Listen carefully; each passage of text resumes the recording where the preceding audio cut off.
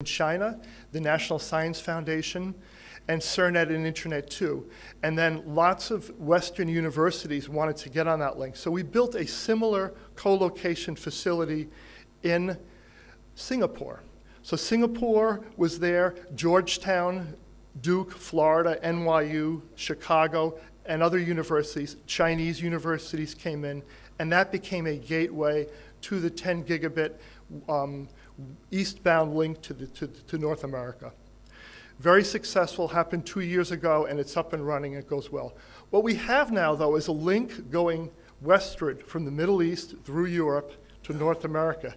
And we have another link gateway from Singapore going eastward to Los Angeles. But there is a chasm that exists between the Middle East and China, and that is very troublesome for me as a global CIO, but it's also important for a lot of people who want this link. So what we are now really looking to do is build a similar open exchange here, and the place we are starting with, and there could be other exchanges in the future. This is win-win, but to start, in Fujairah, another place where there's a lot of carriers together, we have actually created an open exchange, which was announced at the Internet 2 meeting last spring.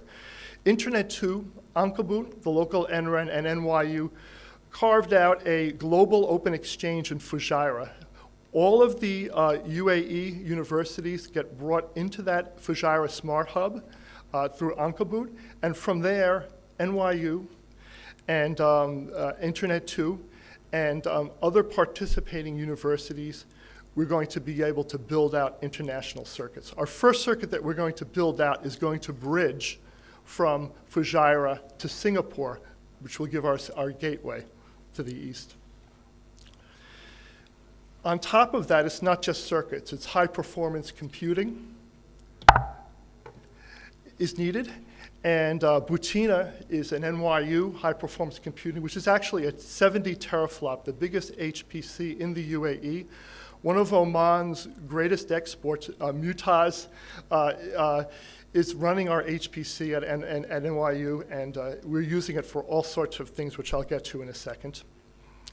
The outcomes of HPC and other things I'm going to talk about span many, many disciplines, and it's really very exciting, and I'm going to run through this in the few minutes I have left. Medicine, ICT Biomed, which is really it's really Northern Europe, US, and India have a community of practice where a lot of physicians studied in New York as postdocs, built networks there, went back to their native Mumbai, but wanted to continue to have those connections. More than just email, they wanted to collaborate with tools. So ITC Biomed with Altrek and Internet 2 have made that happen. Students also are looking for deeper ways with video conferencing tools and sharing databases to expand their educational opportunities outside of the classroom. Many tools between Oregon and Pittsburgh are being tested with Internet 2. I know also Fahem with Ankabut is doing some very exciting, innovative things, as well as many of the NRENs out there. A community of practice will rise to the top, those best tools. Genomics, looking at samples for the next generation sequencing, very important.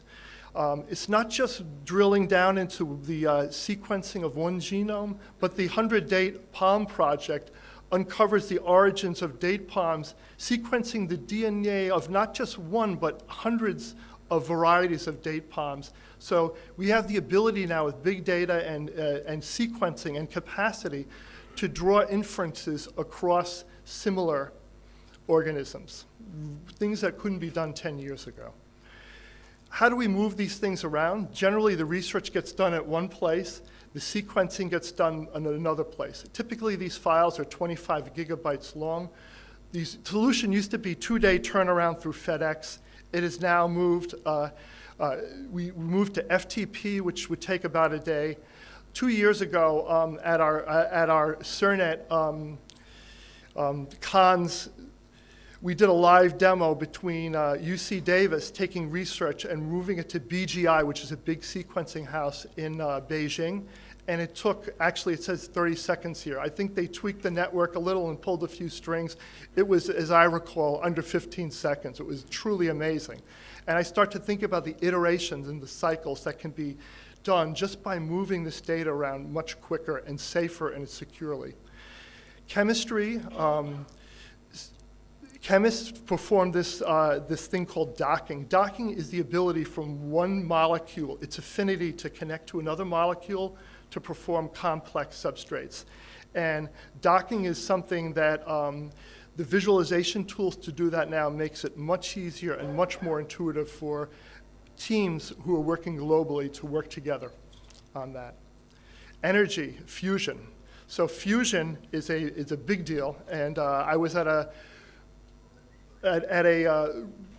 thing in China where a bunch of fusion researchers talked about the work they did on tokamak, which is big magnetic fusion simulations. I said, do you have such a tool there? This jet fusion that you see illustrated here actually is in the UK.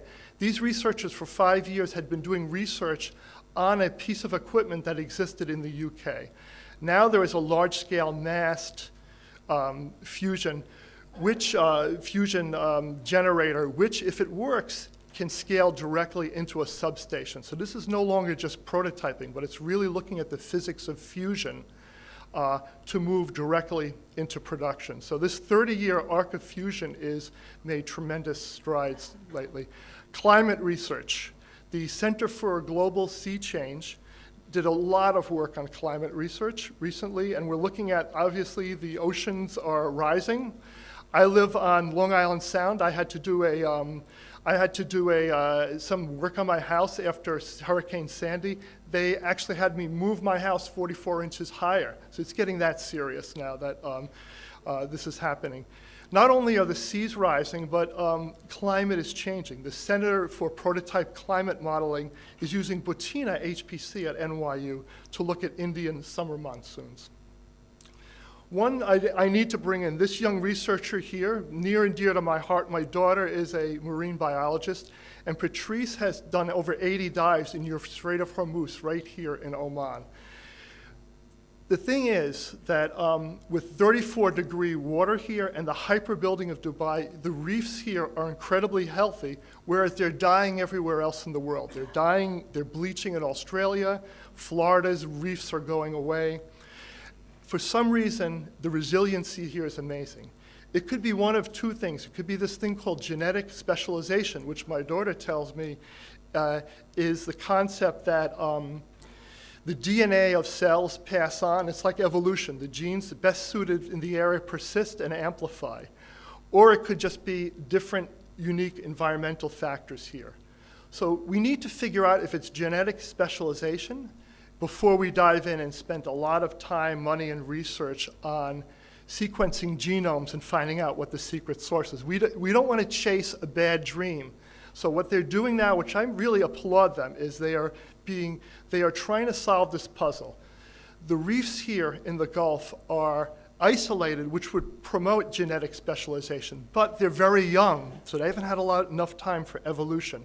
So this is the puzzle that they're solving, and one of the things that really makes me, to my heart, feel great is the work we're doing has become part of, this piece of it has become part of my daughter's life work, and it's in my, while I'm still working to see this happen is really tremendous, and it gave me an insight into researchers and what they can do working globally.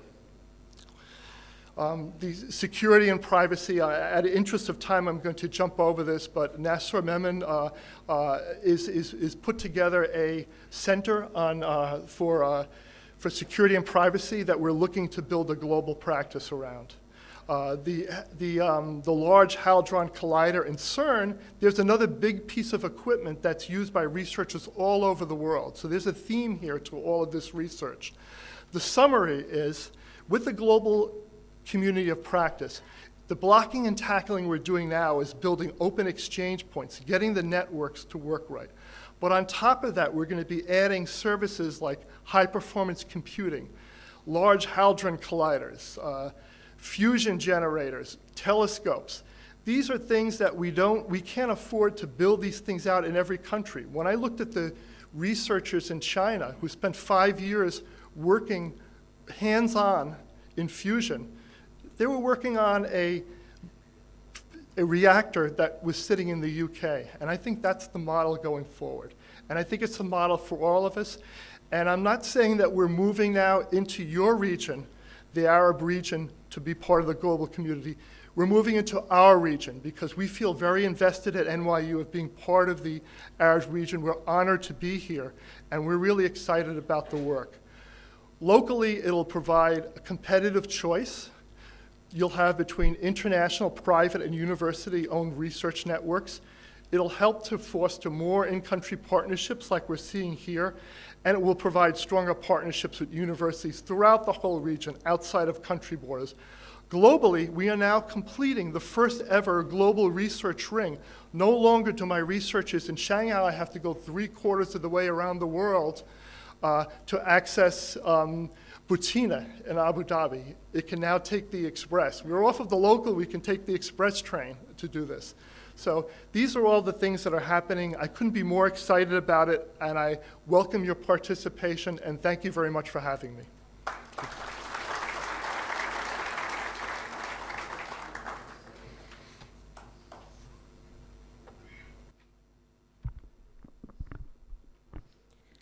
صاحب السمو راعي الحفل الموقر، حفلنا الكريم. سنبقى الآن مع مراسم تبادل الدروع التذكارية بين راعي الحفل الموقر وضيوفه الكرام. فليتفضل على المنصة الضيوف المكرمون حسب النداء، ويرجى البقاء على المنصة للتصوير الجماعي.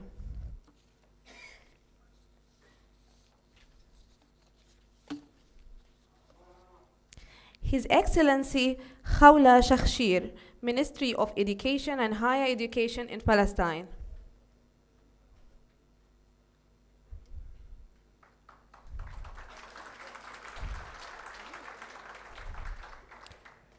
Dr. Abdulrahman Hussein, representing Minister of Culture and Higher Education in the Republic of Somalia.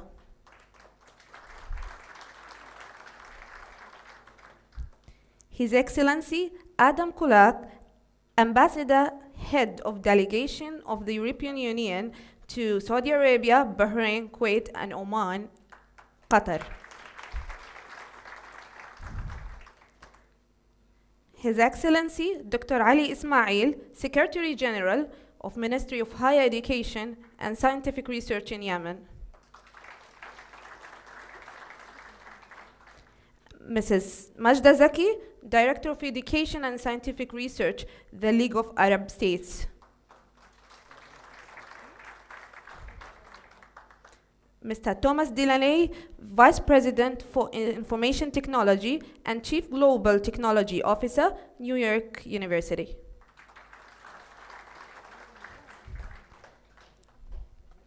Professor Isa Bastaki, President of the University of Dubai.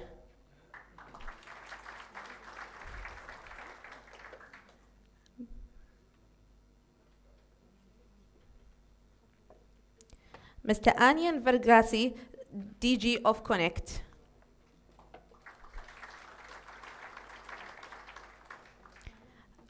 فليتفضلا مشكورين صاحب السمو سيد تيمور بن أسعد آل سعيد راعي الحفل الموقر وسعادة الدكتور طلال أبو غزالة لتسليم الدروع.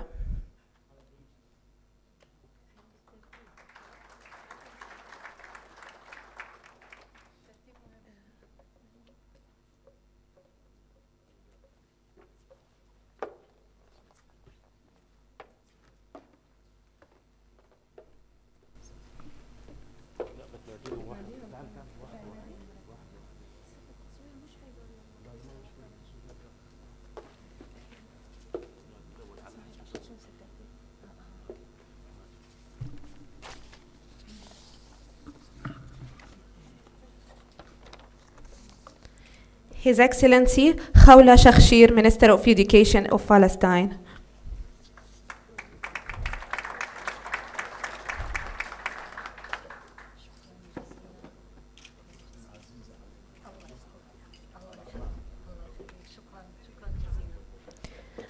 Dr. Abdulrahman Hussein, representing Minister of Culture and Higher Education in Republic of Somalia.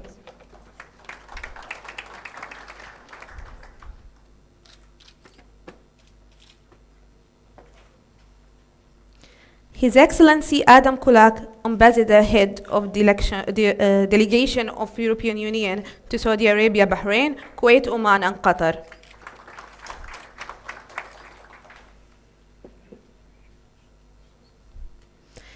His Excellency Dr. Ali Ismail, Secretary General, Ministry of Higher Education and Scientific Research in Yemen.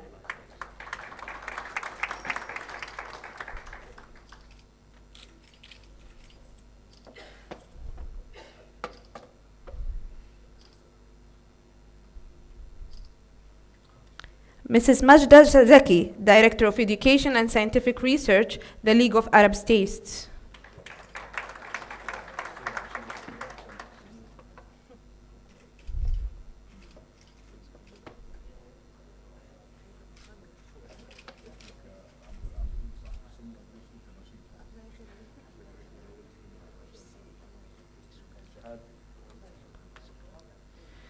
Mr. Thomas Delaney, Vice President of Information Technology and Chief Global Technology Officer, New York University.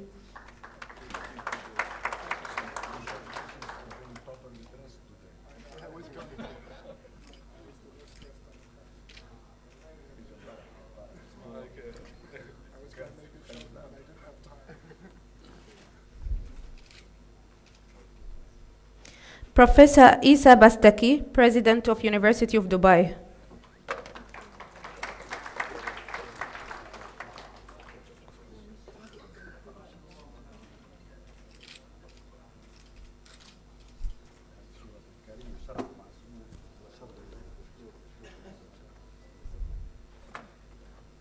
Mr. Anyan Vergassi, DG of Connect.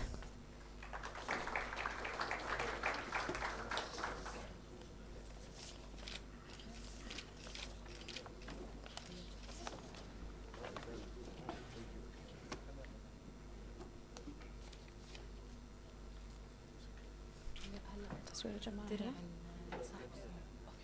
بس تصوير ما بياخذ تصوير جماعي ولا بس اوكي اوكي ايوه ايوه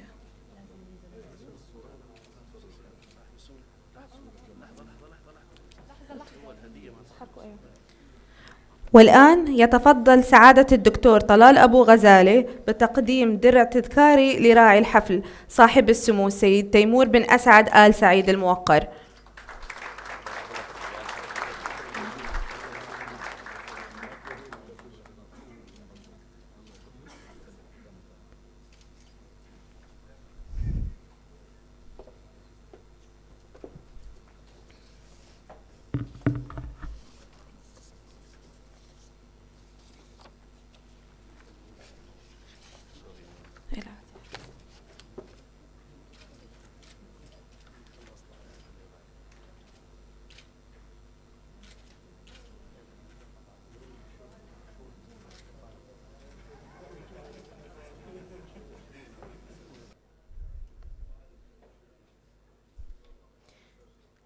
صاحب السمو، راعي الحفل الموقر، أصحاب السمو، أصحاب المعالي، أصحاب السعادة، ضيوفنا الكرام، في نهاية حفل افتتاح الملتقى الدولي الرابع حول ربط البنية التحتية الإلكترونية في إطار البنى العالمية والمؤتمر السنوي السادس للمنظمة العربية لضمان الجودة في التعليم، لا يسعنا إلا أن نتقدم بجزيل الشكر والتقدير لتشريفكم لنا بحضور هذا الحفل، راجين من الله عز وجل التوفيق وسداد الخطى.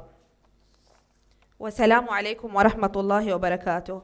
ملاحظة: ستقدم القهوة في الردهة الأمامية للقاعة، نرجو منكم أخذ مستلزماتكم بسبب تغيير وضعية القاعة، ونلتقي مجددا خلال نصف ساعة في 11:10. We need accuracy. We need in-depth knowledge storage. We have a sense of over-convenience because things can be done quickly. Pace is the thing. Our infrastructure and global environment. This is our fourth meeting in series. It has been very successful, so we build on our successes in the past. And we have many new participants for this conference today. The theme for EH 2014 is about intercontinental connectivity, which means We would like to bring together our partners from Europe, GIANT, from the US, Internet2, from Latin America, Red Clara, from Asia Pacific, APAN, from Africa, both Wakrin and Ubentunet. And we would like to work together to create this interconnectivity for research and education at the global level. So I would like to welcome all of you to this conference, and we see this as an opportunity for all of us to begin to think about what we can do together in terms of, within the context of our theme this year, intercontinental connectivity.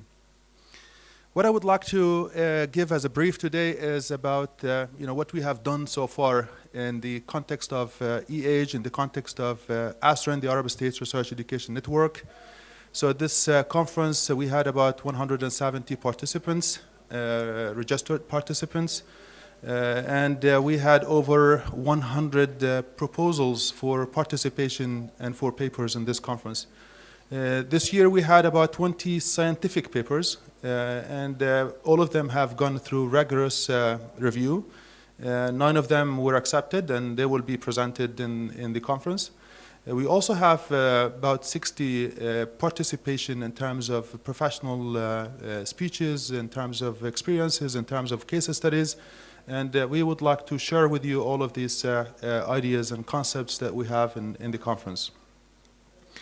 As I said, we have several sessions, and one of the focus of the sessions will be in the progress of ANREN in the Arab region.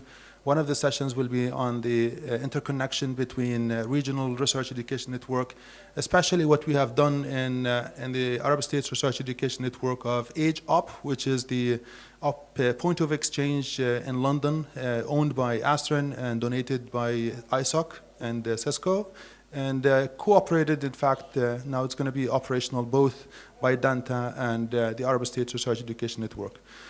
So we are very proud of this progress. It's now operational, and we have already contracted the link, 155 megabits per second, that links between Jordan and London POP. And the idea is to move and wheel all kinds of research and education traffic from Jordan specifically to go to London. And we are looking for more interconnection with Arab ANRENs as well. So most of the connections that UMID Connect 3 has been doing is going to be also moved and interconnected through the ASREN POP in London.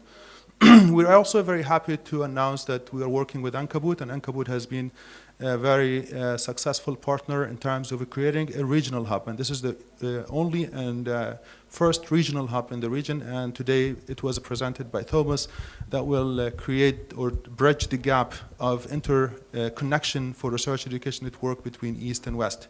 So we are proud that EAGE, or what is called AGE, Arabian Global Educational Open Exchange, AGE-OX, it's going to be the interconnection with the rest of the world, especially with Internet2, as was presented today, all the way to Singapore.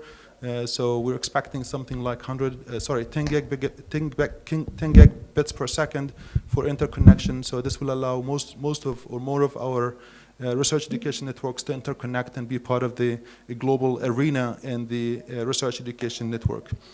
We're also looking for some opportunities. We have today DG Connect with us from European Commission that would like to explore some opportunities for cooperation, especially in the Gulf region.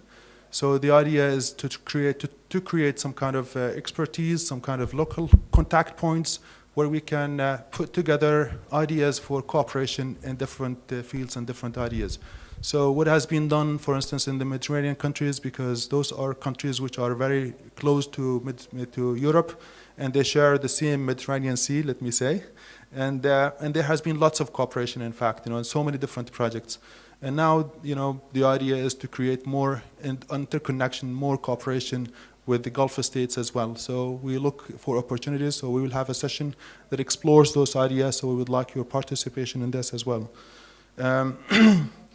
So we have also many different sessions as well in technology prospects, in research, in internet governance, and so on. So we think our program is very intensive, and we will work together to create this successful event for the rest of us. So Finally, what I would like to, to say in behalf of the Arab States Research Education Network, we would like to thank our host, the Research Council in Oman. They have been very generous. They have been very supporter to all of us in this conference for today and tomorrow's events. We would like to also to express our gratitude to our sponsors, Nasij, Omantel, United Arab Emirates, Internet Exchange, Damamax, Stripe, NCC, ICANN, CERN, and many of our partners who have been working with us for the past.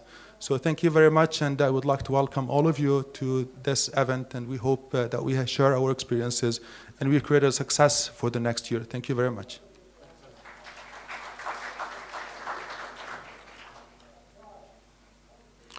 Okay, welcome back. Now, as Salim said, we have a session dedicated to present that our region is evolving. To start with,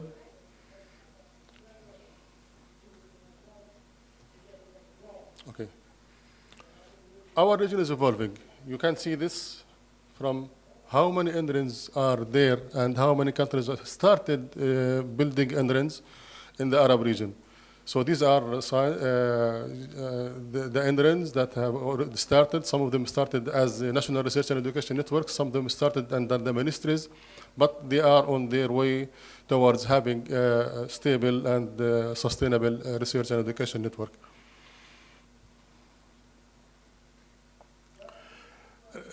We used to have in our conference to provide some update in our region. So in 2012 in Dubai, my colleague Salim and some of our partners prepared a status report about the infrastructure, and it was presented by my colleague Salim Al-Aqtash. And last year in Tunisia, I have made some presentation about the regional update. But this year, we will have the NRINs themselves to do the update, not ourselves. So we have decided to have any NRIN presented here to do some kind of presentation short presentation actually, about their development, recent updates about the developments of NRINs in their countries. But allow me to start with our host, who are now developing the National Research and Education Network of Oman, OMRIN. So in this regard, I would like to invite Mr. Nasser Al-Mandari from OMRIN, who will be talking about OMRIN for. السلام عليكم ورحمة الله وبركاته. في البداية نرحب بالضيوف الكرام من جميع الدول العربية والعالمية، ونتمنى لهم إقامة سعيدة في وطنهم الثاني عمان. سوف أتكلم قليلا عن مشروع الشبكة العمانية للبحث العلمي والتعليم، وسوف يدور الحوار نبذة عن المشروع والأهداف الاستراتيجية ومراحل تنفيذ المشروع. تبنى مجلس البحث العلمي فكرة إنشاء الشبكة العمانية للبحث العلمي والتعليم لكي تساعد على تطوير البحث والتعليم في سلطنة عمان، وذلك بإنشاء شبكة عالية السرعة والكفاءة تربط جميع المؤسسات الحكومية في السلطنة ربط مباشر بعضها ببعض، وعليها حزم من التطبيقات التي تساعد الباحثين لسهولة الوصول إلى المعلومات، وكذلك التواصل الدولي بربطها مع الشبكات المماثلة لها في هذا المجال. فمن أهداف المشروع طبعا الشريحة المستفيدة من هذا المشروع هي المؤسسات التعليمية والتعليم العالي والمؤسسات البحثية والأكاديمية وقطاع الاتصالات والثقافة وقطاع ونظم المعلومات، بحيث أن هذا الربط المؤسسات يكون عبر الشبكة عالية الجودة تمكنهم من التواصل ودخول الشبكات العالمية بكل سهولة. سوف يساهم هذا المشروع إلى إنشاء مجتمعات بحثية وعلمية افتراضية وإثراء المجتمع المعرفي، وكذلك تواصلهم سوف تساهم على تواصلهم مع الخبراء العالميين في نفس المجال، في المجال البحثي. بدأ العمل الفعلي للمشروع في عام 2013، وذلك بعقد اجتماعات دورية في مجلس البحث العلمي لوضع خطة واضحة اتباعها لتنفيذ المشروع أو الخطوات التي يجب اتباعها للعمل في المشروع. فبدأت المرحلة بجمع المتطلبات، وذلك بالتواصل مع الكليات والجامعات في السلطنة لجمع البيانات وتحليلها والتوصل إلى الاحتياجات والعواقب احتياجاتهم والصعوبات اللي يواجهوها في الوضع الحالي.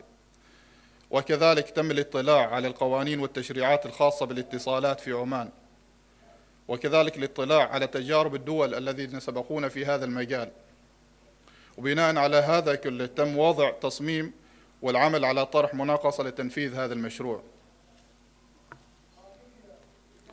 هذه بعض الفعاليات والإنجازات التي تمت منذ بداية المشروع. فمثل ما قلنا أنه تم إعداد دراسة لاحتياجات المؤسسات التعليمية من برامج وتطبيقات والخروج بحلول مناسبة لهم. في يناير 2014 تم عقد ورشة عمل للمعنيين بالجامعات والكليات لتعريفهم بفوائد الشبكة وتبادل الآراء. ثم بعد ذلك تم تشكيل لجنتين للمشروع، وهما اللجنة الفنية والاستشارية، وهما على تواصل دائم مع المشروع والاجتماعات الدورية في هذا المجال. بعد ذلك تم عمل صياغة مناقصة تطرح لتزويد خدمة الربط الإلكتروني، والعمل حاليا جاري للنظر في إمكانية الربط مع الشبكات المماثلة مثل إنترنت 2.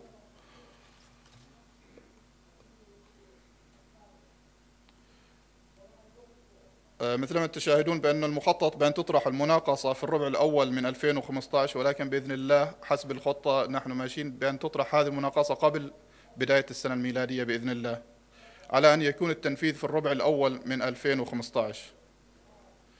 يبدأ في المرحلة الأولى تم الاتفاق على ربط 14 مؤسسة بحثية في السلطنة، وتم تدشين الشعار اليوم والحمد لله كهوية للمشروع.